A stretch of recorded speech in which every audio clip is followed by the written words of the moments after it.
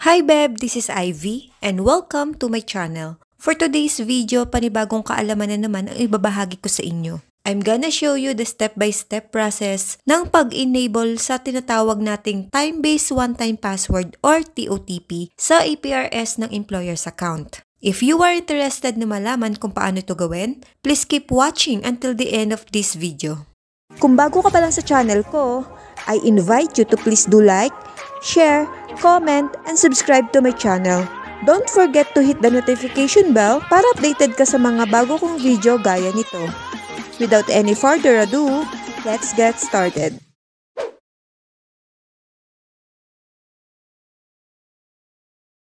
Para ma-enable ang TOTP, magpunta lang po sa website ng PhilHealth portal sa philhealth.gov.ph.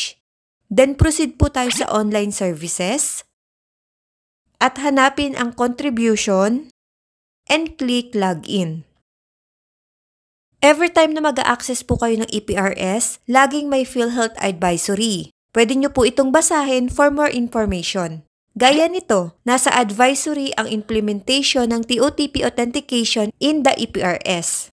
All employers are required to use Electronic Premium Remittance System or EPRS for PhilHealth contribution payments. Ang EPRS ay isang online service that simplifies the remitting and reporting of employee and employer contributions to PhilHealth. Just enter the PhilHealth employer number or PEN and password. Beb, ang may access lang po nito ay ang mga authorized user ng company, then click login. Now, hihingian na po tayo ng system ng OTP. Para makuha ang OTP, i-click lang po itong Generate New Security Key. Then, may magpa-pop up na notification regarding sa secret key. Actually, meron na ako nitong secret key, pero ipapakita ko pa rin sa inyo ang step-by-step kung paano ang gagawin. Then, click OK to continue. Now, another notification na successful ang generation of secret key at makikita ito sa registered email address ng employer's account. Next, makaka-receive kayo ng email for QR code from EPRS gaya nito. Ito po yung gagamitin ko for setup TOTP sa authenticator using desktop or laptop. Ito po yung secret key. At ito naman yung QR code. Beb, in this video, hindi ko na ipapakita sa inyo kung paano ako nag-download ng authenticator. Naituro ko na po ito sa video ko for SSS kung paano i-set up ang TOTP. So check nyo na lang po iyon. In this video, ang ituturo ko na lang po ay kung paano mag-add ng account sa authenticator.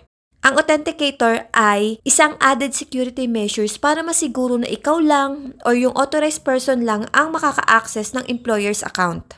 Dito sa upper part ng desktop nyo, proceed po tayo sa authenticator. As you can see here, nakalink po dito yung SSS account. At para makapag-add ng PhilHealth account, i-click lang po ang pencil icon and click check icon. Then makikita nyo po yung 4 na options kung paano i-link ang QR code or secret key. And I choose manual entry gamit ang registration key na na-receive ko sa email and click this. Next, sa issuer, ilagay lang po kung ano yung gusto nyong account name like PhilHealth or company name. Then, input the secret key na galing sa email for EPRS. After that, click OK. There you go! Ito na po ang generated 6 digits TOTP number.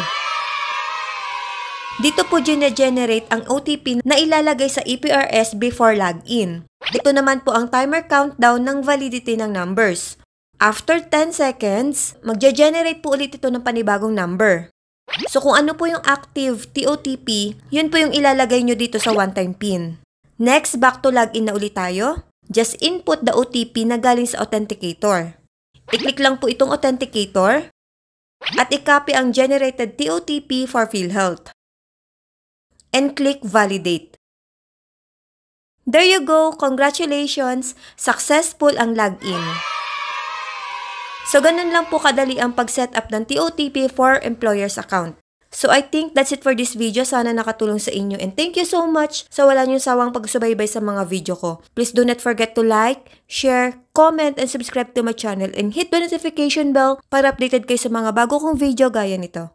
Thank you and God bless everyone. Follow for more!